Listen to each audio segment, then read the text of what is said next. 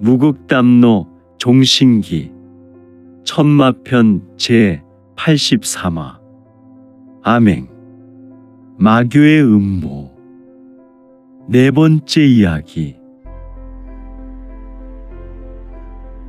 다음 날 아침 지역 일행은 금능을 떠나 북해 빈궁으로 향하기 위해 준비를 마쳤다. 이들은 전날 밤까지 신교 금능 지부의 문호를 정리했다. 그리고 지역은 신교 광명좌 사전의 대사자의 신분으로 신교의 새로운 천신 사상을 전수하고 그들에게 화령과 천신에 대한 신앙으로 새롭게 무장하도록 하였다.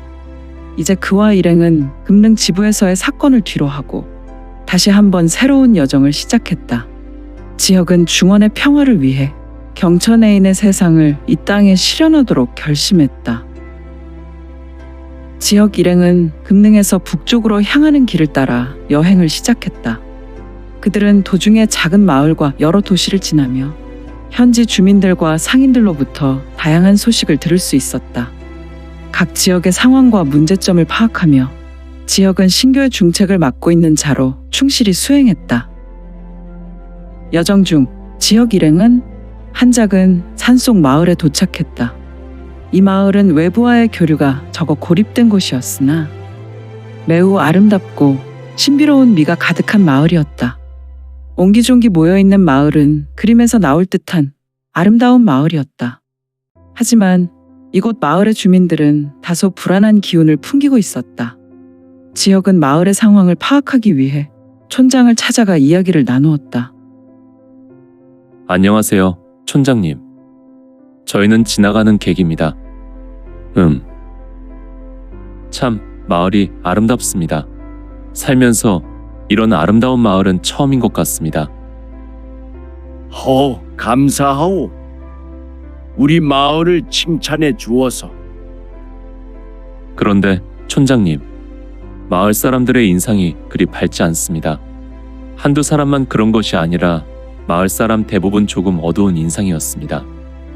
마을에 어떤 문제가 있는 것으로 보이는데 저희가 도와드릴 수 있을지 여쭤보려고 합니다. 지역은 미소 가득한 표정으로 말했다. 지역의 말을 들은 촌장은 깊은 한숨을 쉬며 대답했다. 이 마을에는 요즘 이상한 일이 벌어지고 있어. 밤마다 이상한 소리가 들리고 몇몇 주민들이 사라졌어. 그래서 우리는 너무 두려워서 아무도 밤에 외출하지 못하고 있고 밤에 나가지 않는 것이 무려 한 달이나 이어지고 있어. 촌장은 지역에게 말하는 동안 시종일관 불안한 얼굴빛과 불안으로 그의 두 눈동자는 부르르 떨렸다. 이에 지역은 촌장의 말을 듣고 결심했다. 걱정하지 마십시오. 제가 그 문제를 해결하겠습니다. 오늘 밤 숲으로 들어가 마을 사람들이 사라지는 것을 조사하고 그 정체를 확인하겠습니다. 그렇게 하지 않아도 좋소. 괜히 애꿎은 사람의 생명만 잃을 것이니 말이오. 아닙니다. 이 아름다운 마을 사람이 알지 못하는 불안으로 사는 것은 좋지 못합니다. 마을의 생기를 다시 찾게 도와드리겠습니다. 허허. 촌장은 낯선 젊은이와 그 일행의 선행에 매우 고마워했지만 그의 마음으로부터 올라오는 불안은 해소할 수 없어. 다만 탄식의 한숨만 쉬었다. 그날 밤 지역 일행은 마을을 둘러싼 숲속으로 향했다. 그들은 촌장이 말한 이상한 소리를 추적하며 조심스럽게 이동했다. 숲속은 칠흑같이 어두웠고 기운이 이상하게 흐르고 있었다. 마치 지독한 사기가 안개처럼 자욱하게 내려앉은 모습으로 바닥 지면을 덮고 있었다. 지역은 본인의 감각을 최대한 발휘하며 주변을 탐색했다. 남궁혁은 깊은 숲속을 천천히 이동 중에 그의 팔뚝의 시선이 고정되었다.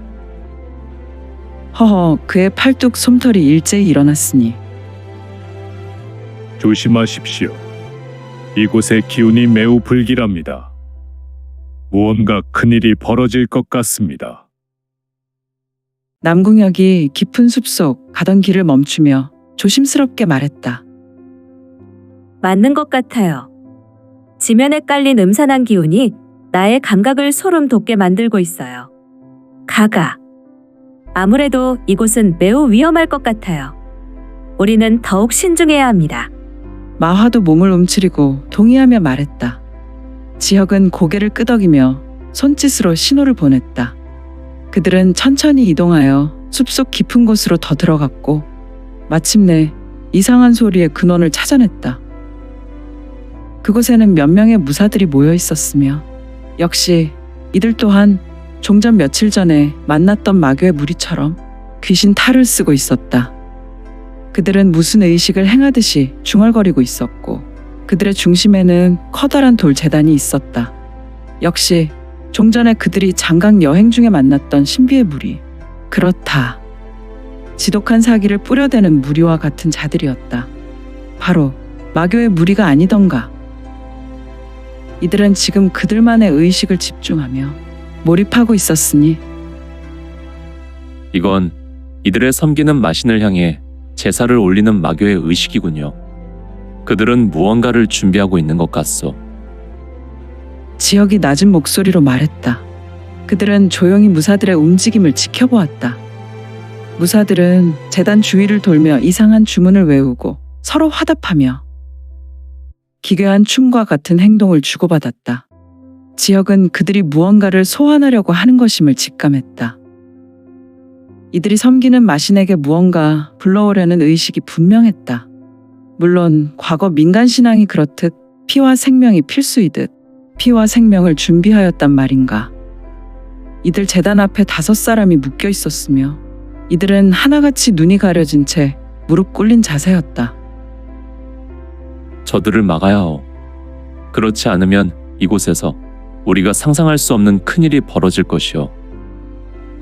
지혁은 자세를 낮추며 소곤거렸고 남궁혁과 구양정에게 신호를 보냈다.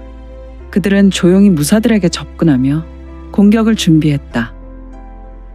그런데 이 마교의 무리가 벌이는 행동이 정말 기괴하기 짝이 없었다. 20여 명의 무리는 제단 주위를 뛰어다니기 시작했고 또한 무리는 각자가 들고 다니는 단도를 꺼내들고 본인 팔뚝이나 허벅지 등을 찔렀다. 아, 제정신인가? 물론 깊숙이 찌르는 것이 아니라 살짝 피를 짜내는 듯한 행동이었고 잠시 시간이 지나자 이들 무리의 눈동자는 하나같이 뒤집어져 흰자위만 보였다. 허허, 이들은 접신 행위를 벌인 것인지 아무튼 이들의 행동 때문인지 이들 주위로 신비로운 흑운이 다가왔고 제단 우측 공간 내에 검은색 소용돌이 공간이 점점 커지고 있었다. 이에 지혁은 결심하고 구양정과 남궁혁의 팔을 잡고 일어나려 하였는데 마교 잡종의 무리를 섬멸하자. 지역 반대편에 있었던 의문의 무리, 즉 짙은 혈색 무복을 입고 있었던 무리가 일어나 숲속에서 튀어나왔다. 이 짙은 혈색 무복을 입은 무리도 마교의 무리와 같은 수의 무인들로 보였으며 이들은 일제히 본인들의 검으로 마교 무리를 덮쳐갔다. 이런 마교 무리의 무사들은 정신이 혼미한 상태인가? 아님 이종 종교 행사에 심취한 교도들인가? 목숨이 경각간에 놓였음에도 불구하고 아직도 정신이 혼미한 상태에서 혈색 무복 무사들을 상대할 여력이 없었으니 혈색 무복의 무인들은 마교의 무리를 일방적으로 도살하는 상황이었는데 혈색 무복의 무인들은 빠르고 치명적인 움직임으로 마교 무리를 하나씩 베어냈다. 그들의 검은 붉은 빛을 반사하며 마치 피의 춤을 추는 것처럼 아름다우면서도 잔혹했다. 마교 무리들은 혼란에 빠져 제대로 저항하지 못했고 그들은 차례로 쓰러져 갔다. 이들은 누구인가? 마화가 의문을 품으며 속삭였다. 저들도 마교와 마찬가지로 사악한 자들입니다. 우리는 이 싸움에서 두 세력 모두를 제압해야 합니다. 지혁은 구양정의 말에 짙은 의혹의 음성으로 작은 목소리로 말했다. 공자님, 우리가 속히 나서야 할 것 같습니다. 혁공, 움직이지 마시오. 잠시 저들을 지켜봅시다. 지역 일행은 조용히 숲의 그늘에 몸을 숨기고 전투를 관찰했다. 이들은 귀식대법을 전개해 숲과 완벽하게 동화하고 있었다. 혹시 모를 위험 앞에 최대한 숨을 죽이고 있었던 것이다. 혈색 무복을 입은 무사들이 마교 무사들과 충돌하며 두 세력의 전투가 격렬하게 벌어졌다. 두 무리는 각자의 무공을 펼치며 서로를 베어내었고 피가 흩날리며 싸움이 점점 더 치열해졌다. 혈교의 무사들은 강력한 피의 기운을 내뿜으며 마교 무사들을 상대했다. 그들의 검술은 빠르고 치명적이었으며 마교 무사들의 방어를 쉽게 뚫어냈다. 한 혈교 무사가 마교 무사의 가슴을 찔러 피를 뿜게 만들자 다른 혈교 무사는 단숨에 적의 목을 베어냈다. 이 수급은 보름달 달빛을 가르고 공중에 유영하다가 떨어져 내렸다. 으악! 다른 마교 무사가 비명을 지르며 쓰러졌다. 반면 마교 무사들은 사악한 기운을 발산하며 반격을 가했다. 그들의 무공은 음산하고 강력했으며 상대를 순식간에 무력화시켰다. 한 마교 무사가 혈교 무사의 허리를 가격하자 그의 몸이 공중으로 떠올랐다가 땅에 떨어졌다. 흐흐흐흐. 저들을 섬멸하라. 마교의 우두머리가 걸쭉한 웃음과 함께 힘껏 외쳤다. 전투는 점점 더 격렬해졌다. 피와 살점이 공중에 흩날리며 두 세력의 무사들은 서로를 무자비하게 공격했다. 혈교의 무사들은 피의 기운을 끌어올리며 더 강력한 공격을 가했고 마교 무사들은 어둠의 기운을 이용해 더욱 사악한 힘을 더하며 강력하게 발휘했다. 한 혈교 무사가 외치며 강렬한 검술로 마교 무사들을 베어내기 시작했다. 그의 검은 피로 물들었고 주변의 적들은 그의 힘에 속수무책으로 당했다. 그러나 마교의 우두머리는 강력한 음양마공을 발휘하며 혈교 무사들을 밀어냈다. 그의 공격은 강력하고 치명적이었으며 혈교 무사들은 그의 강력한 폭발력으로 쓰러져 버렸으니 이제 비로소 지역은 이 싸움을 지켜보며 결심했다. 이제 우리가 나설 차례입니다. 이들의 싸움을 막고 두 세력을 모두 제압해야 합니다. 지역은 마화와 남궁혁에게 낮은 목소리로 신호를 보냈다. 그들은 조용히 숲속에서 천천히 걸어 나와 전투에 참여하기 시작했다. 지역은 강력한 열양기공을 발휘하며 마교 무사들에게 달려갔다. 그의 주먹은 마치 천둥과 같았고 적들은 그의 힘에 속수무책으로 맞이했으며 그의 무력에 혈교의 무사들과 마교의 무사들은 무기력하게 힘없이 쓰러져 버렸는데 무극! 철망! 지역이 외치며 첫 번째 마교 무사를 쓰러뜨렸다. 거의 동시에 마화는 신법을 전개하며 날카로운 검술로 혈교 무사들을 상대했다. 그녀의 검은 빛을 반사하며 아름답게 번쩍였고 그녀의 움직임은 마치 춤을 추는 것처럼 부드러우면서도 매우 치명적이었다. 그녀의 검이 혈교 무사의 몸을 베어내며 그들은 역시나 차례로 쓰러졌다. 남궁혁도 빠르고 강력한 공격으로 마교와 혈교의 무사들을 무력화시켰다.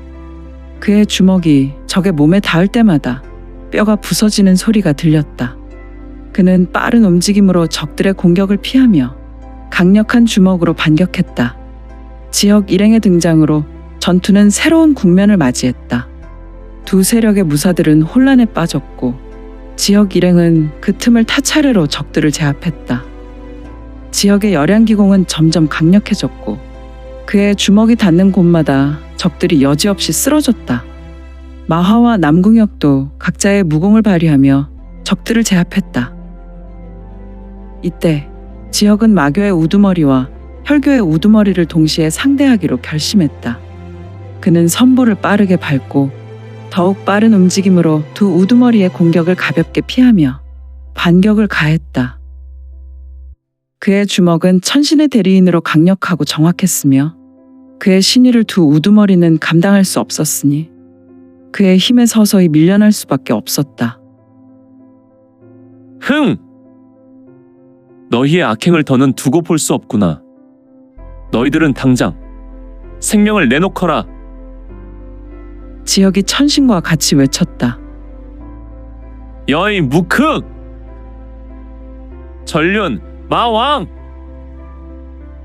천신 천왕권! 마교의 우두머리는 지혁이 잠시 제자리에서 내력을 끌어올 때 음양마공을 발휘하며 지혁에게 달려들었다. 그의 공격은 강력하고 치명적이었지만 지혁은 여의팔보관섬의 밀보를 밟아서 신형이 흐릿해지며 호련하고 빠른 움직임으로 그의 공격을 깻잎 한 장 차로 피하며 반격을 가했다. 지혁의 주먹이 마교 우두머리의 몸에 닿자 그의 몸은 하늘의 뇌신이 사용하는 병력을 쳐맞은 것처럼 부르르 떨더니 강력한 충격과 함께 뒤로 밀려났다. 반면 혈교의 우두머리는 피의 기운을 끌어올리며 지혁을 공격했다. 그의 검은 붉은 빛을 내며 지혁을 향해 날아들었지만 지혁은 여의팔보관섬의 밀보와 둔보를 교차하며 그의 공격을 신출귀몰하게 피해냈다. 이 지혁의 움직임은 마치 물결처럼 부드러웠으며 이어서 전개되는 그의 반격은 매우 강력하고 치명적이었다. 천마의 힘을 영접하라. 지혁이 다시 힘차게 외치며 최후의 일격을 가했으니 그의 쌍수에서 뿜어져 터져나온 강력한 뇌력은 마교의 우두머리와 혈교의 우두머리에게 동시에 명중했다. 두 우두머리는 피를 토하며 공중으로 날아갔다가 땅에 떨어졌다. 허허, 지혁의 내기가 아직도 이들의 몸속에서 기승을 부리는 것인가. 그들의 몸은 강력한 충격으로 심하게 몸부림치다가 마침내 신형이 잿빛으로 변하더니 서서히 가루가 되어 흩어졌다. 지혁은 숨을 고르며 주위를 둘러보았다. 남아있는 마교와 혈교의 무사들은 지혁의 강력한 힘에 겁을 먹고 뒷걸음치며 후퇴하기 시작했다. 하지만 지혁 일행은 그들을 추격하며 차례로 제압했다. 마침내 숲속의 전투는 지혁 일행의 승리로 끝나게 되었다. 마무리되었군. 더 이상 이곳에서 악행을 저지르는 자는 없을 것이다. 지혁이 결연한 의지로 외쳤다. 지혁 일행은 살아남은 마을 주민들을 구출하였고 숲속의 재단을 파괴했다. 그들은 마을로 돌아와 촌장에게 상황을 설명했다. 촌장은 지역 일행의 도움에 깊은 감사를 표하며 마을의 평화가 다시 찾아온 것을 진정으로 기뻐했다. 감사합니다. 귀인들의 도움으로 우리 마을은 다시 평화를 찾았습니다. 촌장이 말했다. 이제 우리는 다시 북으로 향할 것입니다. 다시 찾은 이곳의 평화를 지키는 것은 여러분의 몫입니다. 지역이 답했다. 촌장과 마을 사람들은 동경의 눈빛으로 지역을 바라보았으며 그리고 다음 날 아침 지역 일행은 북해 빈궁으로 향하기 위해 금능 외곽 시골 마을을 떠날 준비를 마쳤다. 이른 아침 지역 일행은 마을 촌장, 마을 사람들과 아쉬운 작별을 하며 북으로 향했다. 이들은 풍찬 노숙을 마다하지 않고 여행의 속도를 높여 밤에 주로 이동하였는데 주로 산길과 인적이 드문 행로를 택했다. 이유는 신법을 전개하여 더는 지체하지 않고 북해 빈궁으로 도착하려 하였던 것이다. 이들은 사흘길에 비로소 조나라 한단에 도착했다. 이 한단은 조나라의 성도로 무역과 문화가 번성한 곳이었다. 이들은 한단에 도착하자마자 한단의 유명한 객점에 숙소를 잡았다. 객점은 손님들로 붐비고 있었으며 상인들과 여행자들이 분주히 오가고 있었다. 지역 일행은 객점의 넓은 식당 구석에 자리를 잡고 따뜻한 식사를 주문했다. 식당은 활기가 넘쳤고 다양한 사람들의 목소리가 어우러져 있었다. 이후 음식이 나오자 음식을 보며 조용히 담소를 나누기 시작했다. 어라, 이 요리는 처음 보는 요리입니다. 혁공, 내가 예맥의 후손이 아니오. 그래서 오늘은 특별히 예맥 사람이 즐겨 먹는 요리를 시켰소. 이것이 무슨 요리인가요? 아무리 봐도 돼지고기로 만든 요리인 것 같아요. 역시 소저는 지혜롭소. 이것은 예맥인들이 즐겨 먹는 맥적이라는 요리요. 맥적이라. 협공처럼 몸을 즐겨 쓰는 자에게는 매우 훌륭한 요리요. 냄새가 아주 좋습니다. 공자, 나의 지친 기력을 보충할 만큼 매우 향긋한 냄새로 먹음직스러운 요리가 아닐까 생각됩니다. 이것은 돼지고기를 알맞게 썰고 뜨거운 물에 약간 데친 다음 맥인의 전통으로 만든 특제 양념을 발라서 숯불에 구운 요리요. 아, 그런데 가가, 어떻게 이곳에서 이러한 요리를 팔고 있는 것이지요? 후후후후. 조나라와 연나라와 제나라 사람들은 화의 사람도 있지만 상당 부분 예맥의 후손도 이곳에 살고 있다는 사실에 이러한 요리도 주문할 수 있었던 것이요. 아, 그렇습니다. 조나라, 연나라, 제나라, 그리고 지금은 나라가 없지만 노나라도 예맥인이 주를 이뤄 만들어진 나라였지요. 협공이 제대로 알고 있군. 아무튼 만나게 드시오. 지혁은 맥적 요리 하나를 젓가락으로 들어서 구양정의 밥 그릇에 올려주었다. 에이, 공자님, 정말 이러시기입니까? 누구는 주둥입니까? 어찌 소저에게는 요리를 하나 올려주시고 내게는 주시지 않는 것입니까? 후후후후. 협공은 불평하지 마시오. 먹기 싫음. 나와 소저가 이 요리를 다 먹겠소. 아니 됩니다. 그러면 저는 굶어 죽을 것입니다. 후후후후. 호호호호. 남궁혁은 지혁의 말로 인상을 쓰고 허겁지겁 맥적 요리를 들어 본인의 그릇에 퍼나르며 먹기 시작했는데 이런 흡사돼지가 돼지를 먹는 것 같았으니 세 사람은 한동안 말을 하지 않고 요리를 즐기고 있었다. 세 사람은 급한 허기가 면했는지 한단에 도착하니 기분이 좋군요. 이곳은 정말 번화한 도시입니다. 마화가 말했다. 맞습니다. 여정 중에 이렇게 활기찬 곳에 오니 마음이 편안해지는 것 같습니다. 이곳 사람들의 얼굴이 밝고 매우 명랑합니다. 남궁혁이 답했다. 하지만 우리는 안심해서는 안 돼요. 이곳에도 마교와 혈교의 무리가 활동하고 있다는 소문을 들었어. 이들은 암중으로 세력을 확장하고 서로 세를 과시하는 상황에 있다고 하니 신중하게 행동해야 하오. 지혁은 경계심을 늦추지 않으며 말했다. 그렇습니다, 가가. 우리는 이곳에서도 우리의 임무를 충실히 수행해야 합니다. 마화가 고개를 끄덕였다.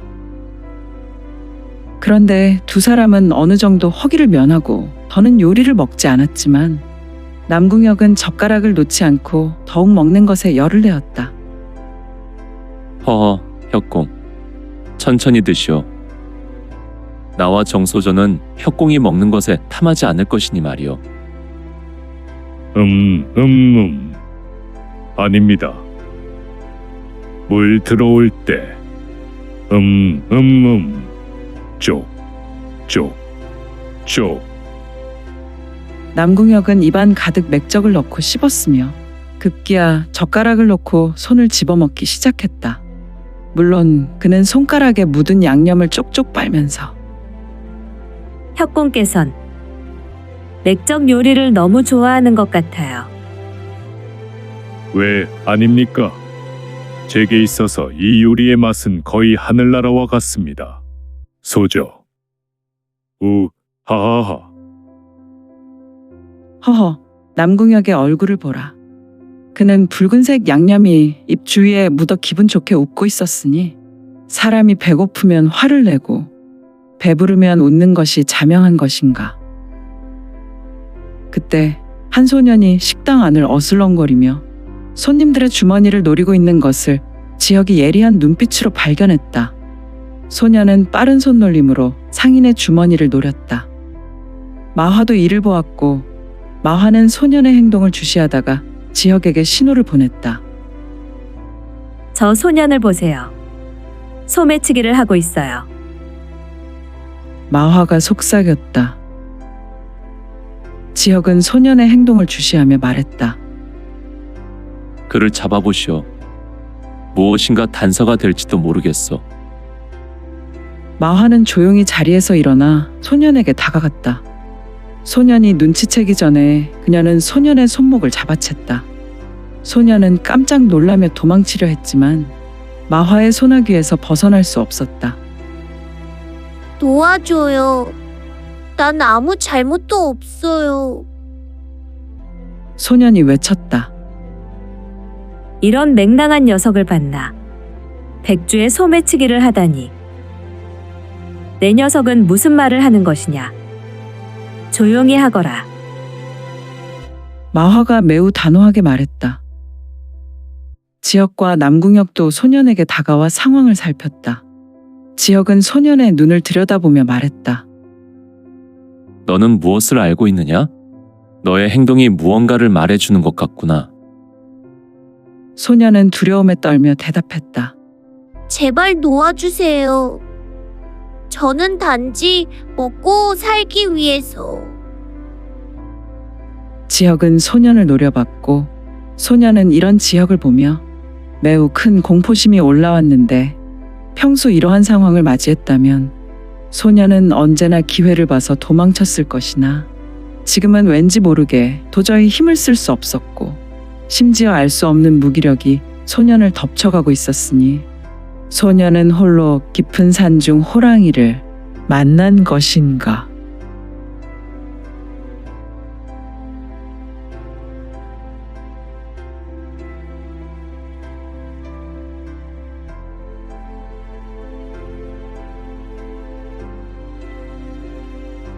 오늘 준비한 내용은 여기까지입니다. 내용이 좋으셨다면 좋아요, 구독 부탁드리고 더 많은 노력으로 보답하겠습니다. 오늘도 최고로 멋진 하루 되세요.